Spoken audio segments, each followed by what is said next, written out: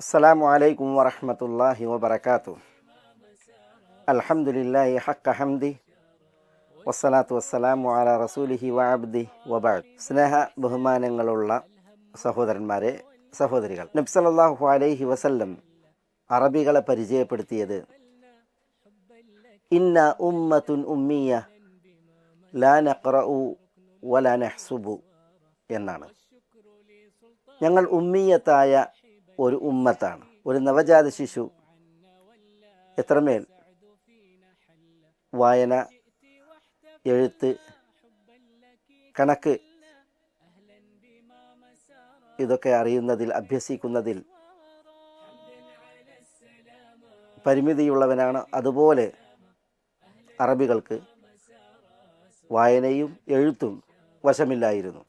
നഖ്റഉ വലാ നഹ്സുബു, ഞങ്ങൾക്ക് വായനാ അഭ്യാസമില്ല. അതേപോലെ ഹിസാബ്, ഗണിതവും വശമില്ല. ഇതായിരുന്നു അന്നത്തെ അറബികളുടെ പ്രത്യേകത എന്ന് നബി സല്ലല്ലാഹു അലൈഹി വസല്ലം ഈ പരിചയപ്പെടുത്തുന്നതിലൂടെ നന്നേ വ്യക്തമാണ്. ആ ജനതയോടാണ് അള്ളാഹുവിൻ്റെ ആവർത്തിച്ചുള്ള പ്രഥമ കൽപ്പന, അള്ളാഹുവിൽ നിന്നുള്ള ബോധനം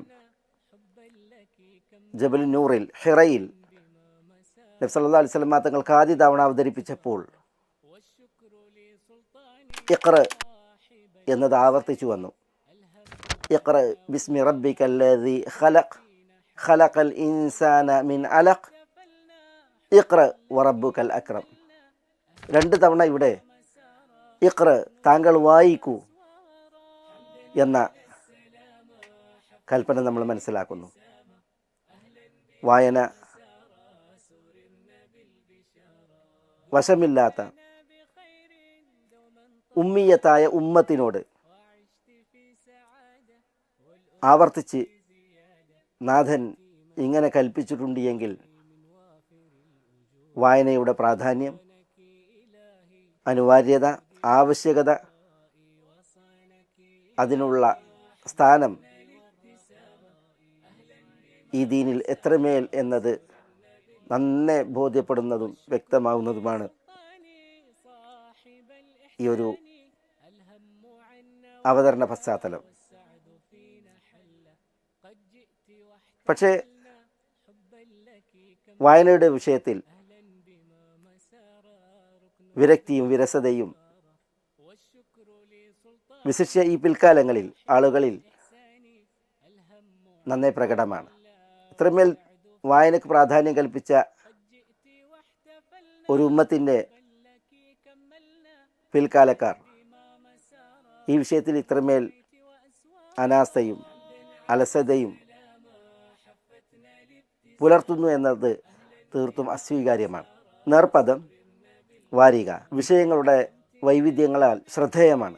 ഖുർആൻ, സുന്നത്ത്, ചരിത്രം, കർമ്മശാസ്ത്രം, സമകാലീന വിഷയങ്ങൾ എന്നു തുടങ്ങി പല കലകളും സമ്മേളിക്കുന്ന ഈ ഒരു വിജ്ഞാന വിഭവം ആഴ്ചതോറും നമ്മളിലേക്ക് എത്തുവാൻ, നമ്മൾ അതിലെ വൈവിധ്യങ്ങൾ വായിച്ച് ഗ്രഹിക്കുന്നതിൽ ഉത്സുകരാകാൻ വായനക്കുള്ള ഇസ്ലാമിൻ്റെ കൽപ്പനയും പ്രോത്സാഹനവും പ്രചോദനമാകട്ടെ എന്ന് ഉണർത്തിക്കൊണ്ട് വസ്സലാമു അലൈക്കും വറഹ്മത്തുള്ളാഹി വബറകാതുഹു.